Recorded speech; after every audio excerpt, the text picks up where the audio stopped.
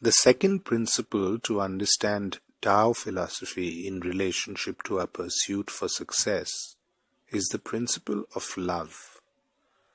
Now really love is said to be that power which satisfies all our needs.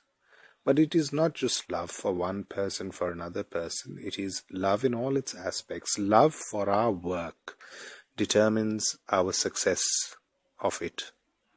Our affection for another determines the level of our success in that relationship, and so on. So making love as the foundation of life, the soil upon which all plants can bloom, is a core principle of ancient thought. Now, usually people base all their pursuits upon dislike, sometimes upon hate, which is why we see so many problems in the world. So even as a larger society, we find that people are basing all their actions upon struggle, violence, war. Love seems to be the last thing on their minds.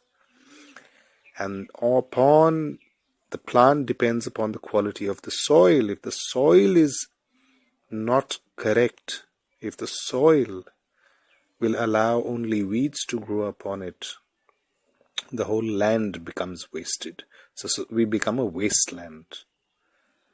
Our lives become a wasteland. Society, politics becomes a wasteland. So the foundation is to be the soil of love. Now it's very clear from my observation of so many successful people that they share a deep love for their work. It leads to a different kind of commitment. It leads to a different kind of risk-taking ability. It leads to what is said to be a state of being where we value and grow that which is truly precious. Now, what is truly precious? It could be material abundance. It could be spiritual abundance. So it's abundance of every kind.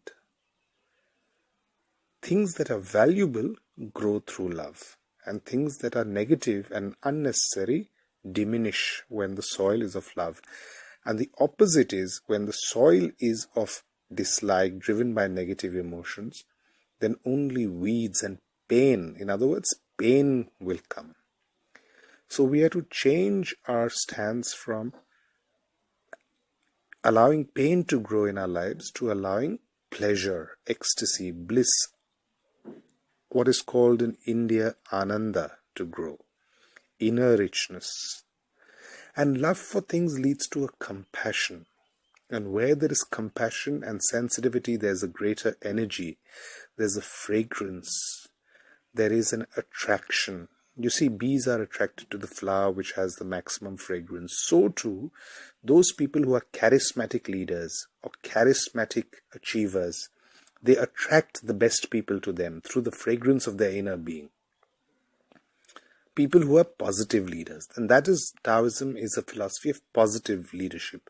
So the first stage is the seed. And the seed grows into a particular soil. And then the flowers and the fruits can grow upon the tree, which happens. So, these things like love and compassion are not just spiritual virtues, but they activate the soul into becoming more meditative, more intense, more deep, and they make our minds dance in a certain rhythm which allows it to be more dynamic. It prepares us deep down.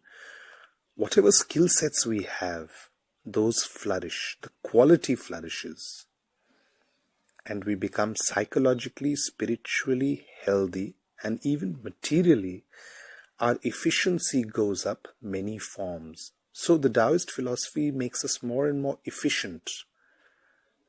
If we are a skillful martial artist, the martial art will flourish. If we are an efficient dancer, the dance will flourish.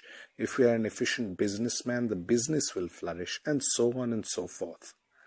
That sense of boredom goes away. We feel that life is an affair of love. We embrace life with what Buddha called a suchness. all negativity disappears. We become more accepting. We drop our frustration. And we find that within us is the seed of enlightenment. And within us, in a single moment, we find that we are filled with an energy. And we find that we are able to fulfill all that we are born for. In other words, we begin succeeding in a massive way.